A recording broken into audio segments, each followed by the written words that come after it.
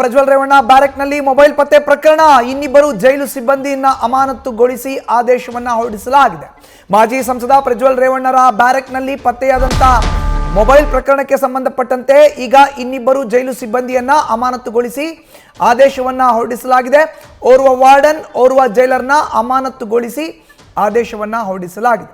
ಕರ್ತವ್ಯ ಲೋಪದ ಹಿನ್ನೆಲೆಯಲ್ಲಿ ಇನ್ನಿಬ್ಬರನ್ನ ಅಮಾನತು ಮಾಡಿದ್ದಾರೆ. ಡಿಜಿಪಿ ಅಲೋಕ್ ಕುಮಾರ್ ಅವರಿಂದ ಅಮಾನತು ಮಾಡಿ ಆದೇಶ ಈಗ ಹೊರಗಡೆ ಬಿದ್ದಿದೆ. ಇನ್ನಿಬ್ಬರು ಜೈಲ ಸಿಬ್ಬಂದಿ ಯಾರ್ಯಾರು? ಜೈಲರ್ ರಮೇಶ್ ಧರ್ಮಟ್ಟಿ, ವಾರ್ಡನ್ ಮಹೇಶ್ ಸಜ್ಜನ್, ಈ ಇಬ್ಬರನ್ನ ಈಗ ಅಮಾನತು ಮಾಡಲಾಗಿದೆ. ಈ ಹಿಂದೆ ಅಸಿಸ್ಟೆಂಟ್ ಸೂಪರಿಂಟೆಂಡೆಂಟ್ ಈರಣ್ಣ ಸಸ್ಪೆಂಡ್ ಆಗಿದ್ರು. ಘಟನೆ ಬೆಳಕಿಗೆ ಬರ್ತಾ ಇದ್ದಂತೆ ಈರಣ್ಣ ರಂಗಾಪುರ ಸಸ್ಪೆಂಡ್ ಆಗಿದ್ರು. ಈಗ ಇನ್ನಿಬ್ರು ರಮೇಶ್ ಧರ್ಮಟ್ಟಿ, ವಾರ್ಡನ್ ಮಹೇಶ್ ಸಜ್ಜನ್ ಇವರಿಬ್ಬರನ್ನು ಕೂಡ ಅಮಾನತು ಮಾಡಿದ್ದಾರೆ.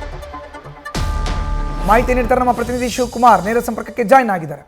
ಶಿವಕುಮಾರ್, ಈಗ ಪ್ರಜ್ವಲ್ ರೇವಣ್ಣರ ಬ್ಯಾರೆಕ್ನಲ್ಲಿ ಪತ್ತೆಯಾದಂಥ ಮೊಬೈಲ್ ಪ್ರಕರಣ ಈಗಾಗಲೇ ಒಬ್ಬರನ್ನ ಅಮಾನತು ಮಾಡಲಾಗಿತ್ತು. ಈಗ ಇನ್ನಿಬ್ಬರು ಸೇರ್ಪಡೆ ಹೊಸದಾಗಿ ಮಾಹಿತಿಯನ್ನು ಹಂಚ್ಕೊಳ್ಳೋದಾದ್ರೆ.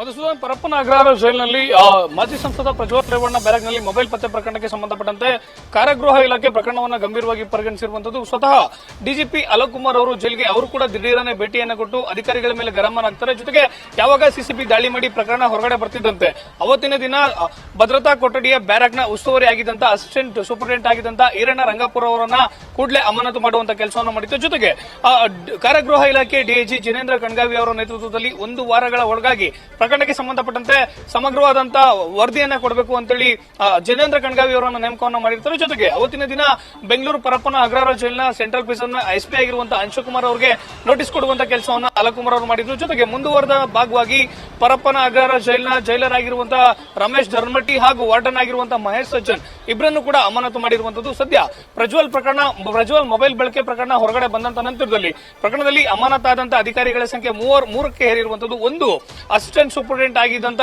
ಈರಣ್ಣ ರಂಗಾಪುರ, ಜೈಲಿನ ವಾರ್ಡನ್ ರಮೇಶ್ ಧರ್ಮಟ್ಟಿ ಹಾಗೂ ವಾರ್ಡರ್ ಆಗಿದ್ದಂತ ಮಹೇಶ್ ಸಜ್ಜನ್ ಮೂವರನ್ನು ಕೂಡ ಅಮಾನತು ಮಾಡಿ ಸದ್ಯ ಜೈಲಿನ ಡಿಐಜಿ ಆಗಿರುವಂತಹ ಅಲೋಕ್ ಕುಮಾರ್ ಅವರು ಆದೇಶವನ್ನು ಮಾಡಿರುವಂತದ್ದು ಒಂದ್ ಕಡೆ. ಮತ್ತೊಂದ್ ಕಡೆ ಜಿನೇಂದ್ರ ಕಣ್ಗಾವಿ ಅವರು ಈಗ ಆಲ್ರೆಡಿ ಪ್ರಕರಣಕ್ಕೆ ಸಂಬಂಧಪಟ್ಟಂತೆ ಪ್ರಕರಣವನ್ನು ಗಂಭೀರವಾಗಿ ಪರಿಗಣಿಸಿರುವಂತದ್ದು.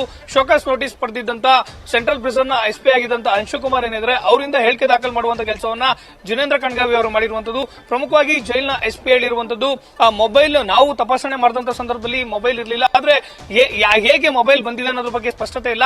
ಬೇರೆ ಇತರೆ ಬಂದಿಗಳೇನಿದ್ದಾರೆ ಅವರಂತೆ ಆತನಿಗೂ ಕೂಡ ಬಟ್ಟೆಯನ್ನ ಸಮವಸ್ತ್ರವನ್ನು ಧರಿಸಬೇಕು ಅಂತೇಳಿ ಸೂಚನೆಯನ್ನು ಕೊಟ್ಟಿದ್ವಿ. ಆದ್ರೆ ಈ ರೀತಿಯಾದಂತಹ ವೈಫಲ್ಯ ಯಾವ ರೀತಿಯಾಗಿ ಆಯ್ತು ಅನ್ನೋದ್ರ ಬಗ್ಗೆ ಗೊತ್ತಿಲ್ಲ ಅನ್ನೋ ಮಾತನ್ನ ಸದ್ಯ ಎಸ್ಪಿ ಅವರು ಹೇಳಿಕೆಯನ್ನ ಕೊಟ್ಟಿರುವಂತದ್ದು ಒಂದ್ ಕಡೆ. ಆದ್ರೆ ಮತ್ತೊಂದ್ ಕಡೆ ಮೇಲ್ನೋಟಕ್ಕೆ ಕೇವಲ ಅಸಿಸ್ಟೆಂಟ್ ಸೂಪರಿಂಟೆಂಡೆಂಟ್ ಈರಣ್ಣ ರಂಗಾಪುರ ಮಾತ್ರ ಅಲ್ಲ, ಪ್ರಕರಣದಲ್ಲಿ ಜೈಲಿನ ವಾರ್ಡನ್ ಆಗಿದ್ದಂತ ಮಹೇಶ್ ಸಜ್ಜನ್ ಹಾಗೂ ಜೈಲರ್ ಆಗಿದ್ದಂತ ರಮೇಶ್ ಧರ್ಮಟ್ಟಿ ಏನಿದ್ರೆ ಇವರ ಕರ್ತವ್ಯ ಲೋಪ ಕೂಡ ಇದ್ದು ಕಾಣಿರೋದ್ರ ಹಿನ್ನೆಲೆಯಲ್ಲಿ ಅವರನ್ನು ಕೂಡ ಸದ್ಯ ಅಮಾನತು ಮಾಡಿರುವಂತದ್ದು. ಮಧುಸೂದನ್, ಧನ್ಯವಾದ ಶಿವಕುಮಾರ್ ನಿಮ್ಮ ಮಾಹಿತಿಗೆ. ನ್ಯೂಸ್ ಫಸ್ಟ್ ನಿರ್ಭೀತಿಯಿಂದ ನಿಮ್ಮ ಪರವಾಗಿ.